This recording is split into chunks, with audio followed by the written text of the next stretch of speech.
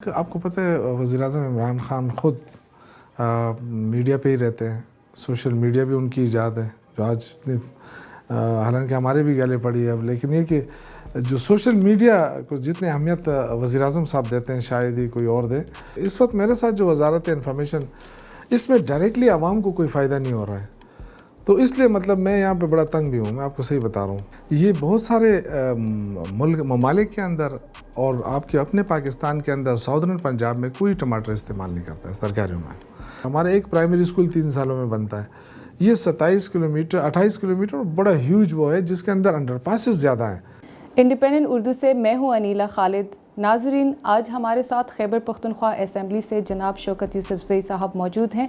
ایک سوال جو عوام جاننا چاہتی ہے اس وقت وہ یہ ہے کہ آپ چونکہ اس وقت حکومت کے ترجمان کی حیثیت سے بہت اہم قلمدان سنبھالے ہوئے ہیں، تو ایسے میں عوام آپ سے بہت سینسیبل اور اپ ٹو دا مارک بیانات کی توقع رکھتے ہیں. کیا وجہ ہے کہ آپ کے اکثر بیانات غیر ذمہ دارانہ بلکہ مضحکہ خیز سمجھے جاتے ہیں؟ آپ نے جو سوالات کیے ہیں مجھے بڑی خود بھی حیرت ہوتی ہے کہ جب میں کسی کانٹیکس میں بات کرتا ہوں تو میڈیا پہ اس کا جو بیک گراؤنڈ ہے وہ اس کو ہٹا کے اپنی مرضی کی چیز اٹھا کے وہ لگاتے ہیں، پھر اس کو شیئر کرتے رہتے ہیں. اب جیسے میں خود ایگریکلچر میں نے پڑھا ہے، ایگریکلچر گریجویٹ ہوں. مجھے پتہ ہے کہ اگر آپ ٹماٹر یوز نہ کریں تو اس کی جگہ دہی آپ استعمال کر سکتے ہیں. یہ اتھینٹک بات ہے، یہ کوئی مذاق والی بات نہیں ہے. یہ بہت سارے ممالک کے اندر اور آپ کے اپنے پاکستان کے اندر ساؤدرن پنجاب میں کوئی ٹماٹر استعمال نہیں کرتا ہے سرکاریوں میں. لیکن میں اپنے حوالے سے میں بات کروں گا کہ ہم زیادہ تر گھروں کے اندر دہی کا استعمال کرتے ہیں. تو یہ تو میں آپ کو کلیئر کر دوں کہ اس میں مذاق والی بات نہیں تھی. میں چونکہ خود نہیں، مطلب جب ٹماٹر ہائی پیک پہ تھے نا، جب آپ کو نہیں مل رہے تھے، 300 پہ پہنچ گئے تھے، تو اس وقت تو دہی سستا تھا نا اس سے، اور تھوڑی مقدار میں آپ دہی ڈالیں آپ کی ترکاری بن جاتی ہے. تو وہ تو میں نے اس کانٹیکس میں کی تھی. دوسرا آپ نے بات کی کہ جی ڈالر 400 پہ پہنچ جاتا. یہ بالکل میں آپ کو بتا رہا ہوں کہ جو پی ایم ایل این کی حکومت تھی انہوں نے ڈالر کو مصنوعی طریقے سے کھڑا کیا تھا، اور وہ اسٹیٹ بینک سے قرضے لیتے رہے، اور اس نے مصنوعی طور پہ انہوں نے روکے رکھا ڈالر کی قیمت اونچا ہونے سے. ان کو پتہ تھا کہ نیکسٹ ٹائم ہم نے آنا نہیں ہے، اور جو بھی حکومت آئے گی وہ دھڑام کر کے گر جائے گی. تو انہوں نے جو کچھ کیا وہ مصنوعی طریقے سے اس کو کیا. جب ہم آئے تو اس کو حقیقت پسندی میں اس کو کنورٹ کرنا تھا. عمران خان نے اپنی معیشت کو درست سمت میں لانا تھا، تو اس وقت سخت فیصلے کرنے پڑے. اور اس کی وجہ سے میں یہ کہنا چاہتا ہوں کہ اگر عمران خان، یا تو 2 آپشن تھے نا، یا تو کہتے کہ جی قرضہ میں نے نہیں لیا ہے کیونکہ قرضوں کی ادائیگی کے لیے پیسے ہی نہیں تھے، تو اس وقت پھر ڈیفالٹ ہونا تھا. لیکن وزیر اعظم نے بڑی محنت کر کے، کوشش کر کے مختلف ممالک سے جا کے جو قسط ہے ان کی ادائیگی کو اسٹریم لائن کیا، جس کی وجہ سے ہمارا ڈالر جو ہے وہ ابھی رک گیا، استحکام آ گیا. اب روپے دے کے مستحکم ہو رہا ہے. تو یہ ایک بات. دوسری، وزیر تعلیم کے حوالے سے مجھے بڑی حیرت ہوئی. ایک صحافی نے مجھ سے کویشچن کیا کہ آپ میٹرک پاس کو وزیر تعلیم لگا رہے ہیں، کل باہر سے کوئی آئے گا، ڈیلیگیشن آئے گا، وہ انگریزی میں بات کرنا چاہے گا، یا کہیں سیمینار ہوگا وہ انگریزی میں اسپیچ کرنی ہوگی، تو آپ میٹرک پاس جو ہے وہ کیسے وہاں پہ ڈیلیور کرے گا؟ تو میں نے اس کے جواب میں کہا تھا کہ اس کو انگریزی آتی ہے، ایشو نہیں ہے انگریزی. انہوں نے وہی چیز اٹھائی کہ جی یہ معیار ہے، کیونکہ اس کو انگریزی آتی ہے اس لیے ہم نے اس کو منسٹر بنایا تھا. اب یہ تو دیکھیں آپ، میں خود صحافت میں رہا ہوں، 18 سال صحافت کی ہے میں نے، اور مجھے پتہ ہے کہ آپ کسی سٹوری کو کس طریقے سے اگر ٹویسٹ کرنا چاہیں تو وہ تو بڑے آسانی سے ہو سکتا ہے. اس میں مجھے کوئی ایشو نہیں لگتا ہے، 2 منٹ کے اندر آپ وہ کر سکتے ہیں. دوسرے جو ان کے بارے میں ڈاکٹروں کے حوالے سے، تو وہ میں نے ایک مثال دی تھی، لیکن بہرحال اس پہ میں نے پھر معذرت بھی کر دی تھی، کیونکہ وہ کچھ لوگوں نے یوں سمجھا کہ غالباً یہ کوئی ہماری طرف اشارہ کر رہا ہے. ایسی کوئی بات نہیں تھی. پچھلی حکومت میں آپ وزیر صحت بھی رہ چکے ہیں. دونوں میں کون سی وزارت آپ کو زیادہ اچھی لگی، صحت یا انفارمیشن؟ میرے خیال سے یہ تو ڈیپینڈ کرتا ہے کہ آپ کو جو ذمہ داری دی جاتی ہے، جو آپ سے ایکسپیکٹیشن ہوتی ہے، آپ نے وہی نبھانا ہوتا ہے. ہمارے لیے مطلب کوئی سچ ایسا نہیں ہے، کوئی فیوریٹ نہیں ہے. لیکن میں ذاتی طور پہ سمجھتا ہوں کہ وزارت وہ ہونی چاہیے جس میں آپ ڈیلیور کریں اور عوام کو فائدہ پہنچے. اس وقت میرے ساتھ جو وزارت انفارمیشن، اس میں ڈائریکٹلی عوام کو کوئی فائدہ نہیں ہو رہا ہے. تو اس لیے مطلب میں یہاں پہ بڑا تنگ بھی ہوں، میں آپ کو صحیح بتا رہا ہوں، بہت زیادہ تنگ ہوں. اس کی وجہ یہ ہے کہ آپ نے صرف تنقید کا جواب دینا ہے اور آپ جو گورنمنٹ ہے اس کو آپ نے ڈیفینڈ کرنا ہے. کوئی کچھ بھی کرے آپ اس کو ڈیفینڈ کرنا ہوتا ہے. لیکن اگر آپ کے پاس کوئی ایسے محکمے ہو جس سے ڈائریکٹلی عوام کو کوئی فائدہ ہو، آپ کریں تو اس سے عوام کو بھی فائدہ ہوتا ہے اور آپ کی پرفارمنس بھی باہر سامنے آتی ہے.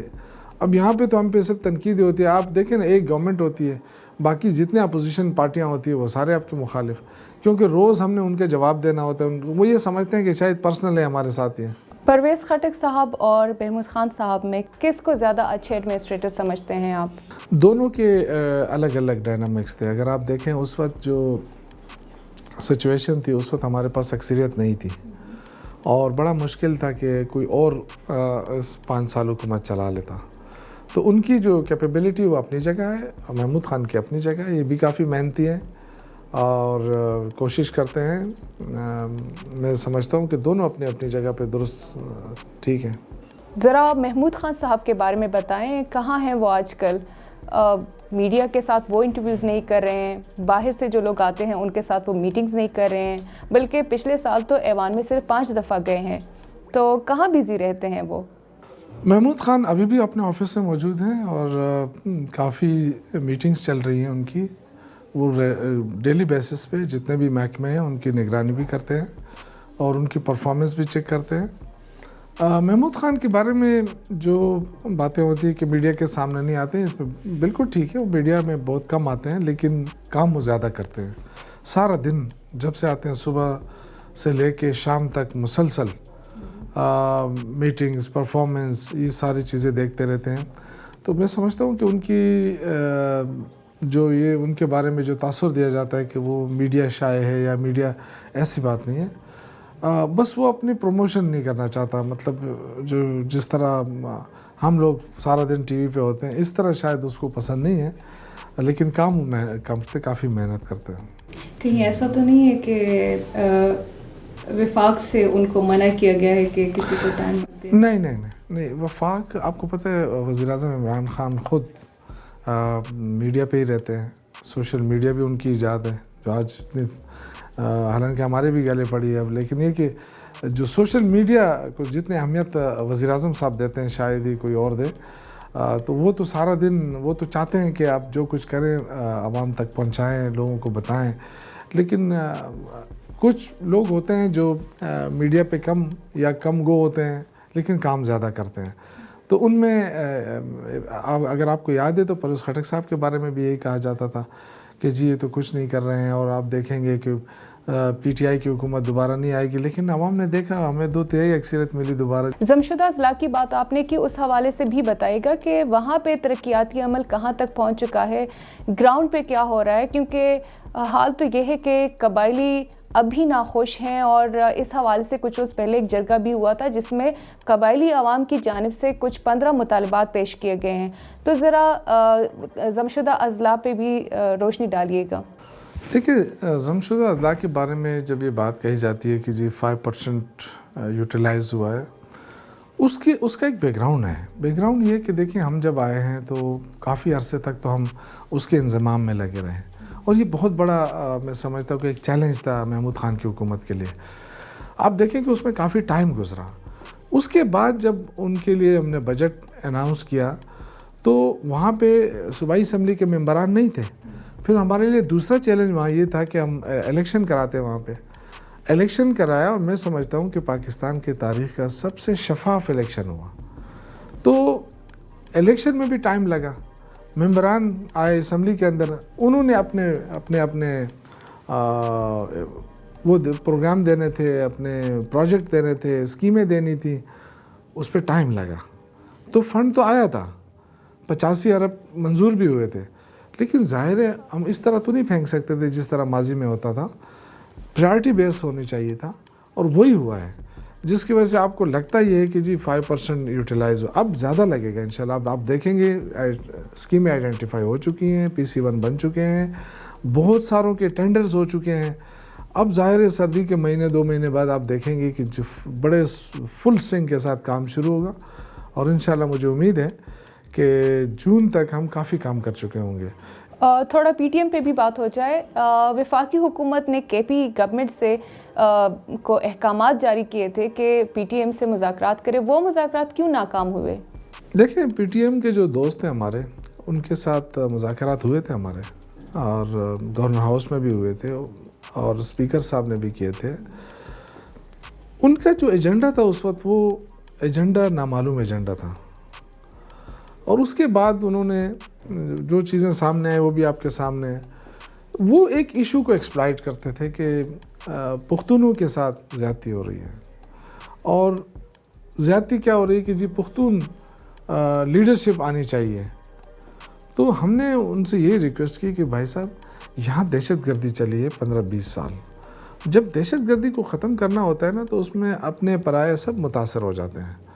یہ ایک بہت بڑی جنگ تھی جس سے جو ہم نے جیتی, اور ہماری فوج نے جیتی, اور میں سمجھتا ہوں کہ فوج نے جو رول ادا کیا ہے وہاں پہ, وہ تاریخی رول ہے. اور آپ دنیا میں کہیں دیکھیں کہ ابھی بھی بہت سارے ممالک میں دہشت گردی ہو جاتی ہے. یہاں پہ جو ہے نا, دہشت گردی کو جڑ سے اکھاڑنا, ختم کرنا, بڑا کریڈٹ جاتا ہے ہمارے عوام کو بھی, ہماری فورسز کو بھی. تو وہ یہ چاہتے تھے کہ جی اس کو ایکسپلائٹ کرتے تھے. پہلی بات یہ تھی پختون لیڈرشپ آنی چاہیے. تو ہم کہتے تھے کہ ہم بھی تو پختون ہیں نا, لوگوں نے ہمیں منتخب کیا ہے, اس سے زیادہ اور پختون لیڈرشپ کیا ہو سکتی ہے. اس وقت مرکز کے اندر سب سے اہم پوسٹوں پہ سب سے زیادہ پختون بیٹھے ہوئے ہیں. آپ پرائم منسٹر سیکریٹریٹ چلے جائیں, نیچے سے اوپر تک سارے لوگ پختون ہیں.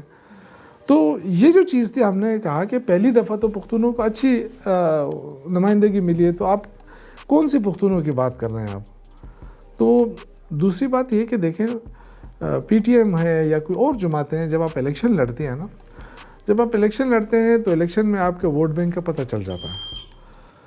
اس کے بعد آپ دیکھیں کہ ہمارا جو ہے اپنا ووٹ بینک, جو حالیہ الیکشن ہوئے ہمارے, لوگوں نے کہا کہ جی مہنگائی ہے, بے روزگاری ہے, اور یہ جو ضم شدہ اضلاع کا ایشو ہے, اس سے شاید پی ٹی آئی کو ووٹ نہ پڑے. لیکن آپ نے دیکھا سب سے زیادہ ووٹ پی ٹی آئی نے لیے, تمام تر مشکلات کے باوجود, اور شفاف الیکشن ہوئے.